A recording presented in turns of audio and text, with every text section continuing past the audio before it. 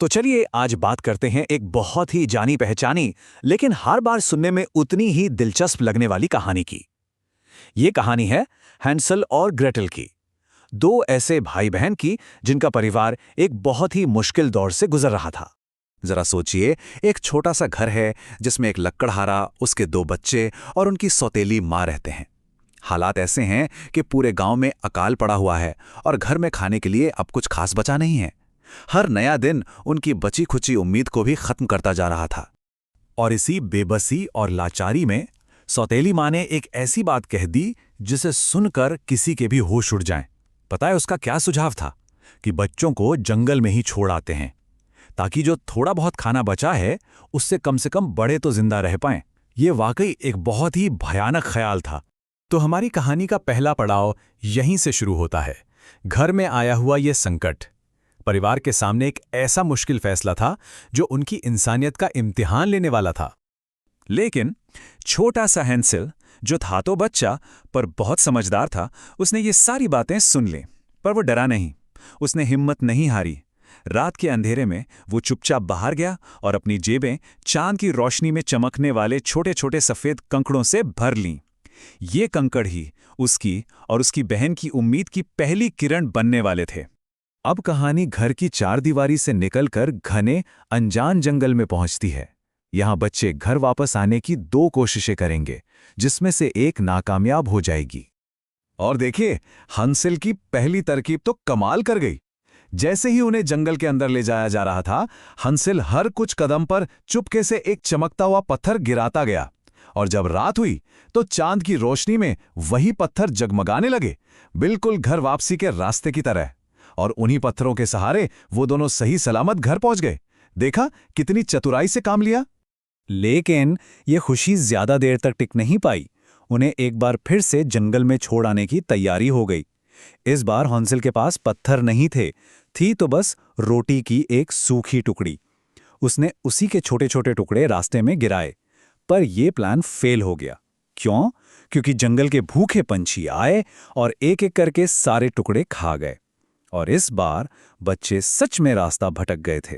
पूरे 3 दिन वो दोनों भाई बहन जंगल में भटकते रहे, भूखे, प्यासे, थके हुए और बुरी तरह डरे हुए। वो जितना रास्ता खोजने की कोशिश करते, उतना ही जंगल के और गहरे और अंधेरे हिस्से में पहुंच जाते। और ठीक उसी वक्त जब उनकी सारी उम्मीदें दम तोड़ने लगी थीं, तभी उन्हें कुछ ऐसा नजर आया जिस पर यकीन करना ही मुश्किल था। एक ऐसी चीज जो उस डरावने जंगल में बिल्कुल नहीं होनी चाहिए थी। सोचिए जरा, एक पूरा का पूरा घर जिसकी दीवारें चॉकलेट से बनी थीं, खिड़कियां टॉफियों की थीं और छत तो केक और जिंजर ब्रेड से सजी हुई थी। अब 2 भूखे बच्चों के लिए ये तो किसी सपने के सच होने जैसा था। उनकी भूख इतनी ज्यादा थी कि उसने उनके सारे डर पर काबू पा लिया।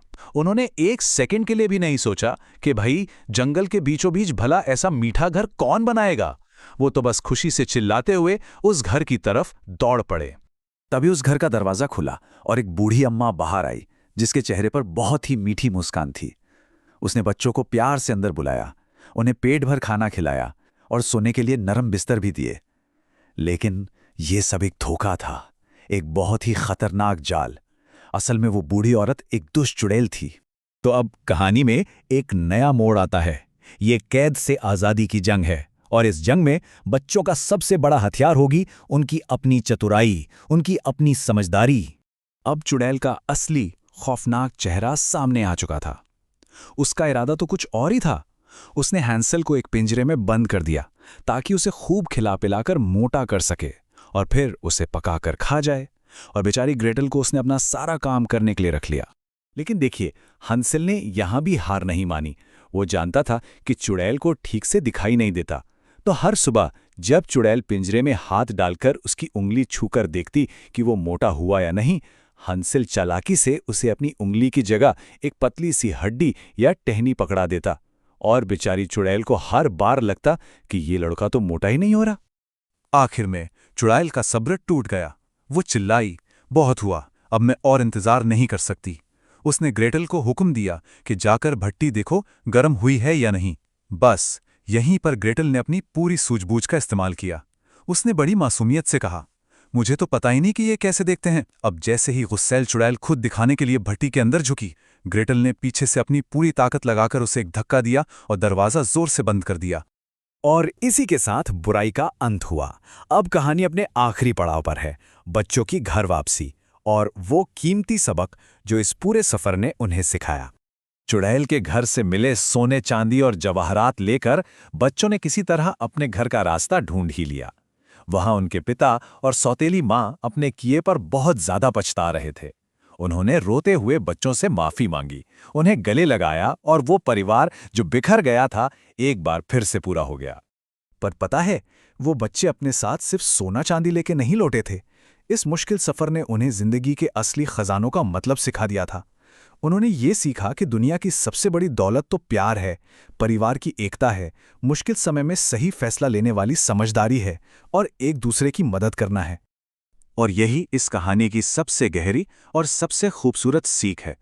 ये हमें याद दिलाती है कि जिंदगी में हालात कितने भी मुश्किल क्यों ना हो जाएं, अगर हमारे पास समझदारी हो और परिवार का साथ हो तो हर अंधेरे से बाहर निकलने का रास्ता मिल ही जाता है।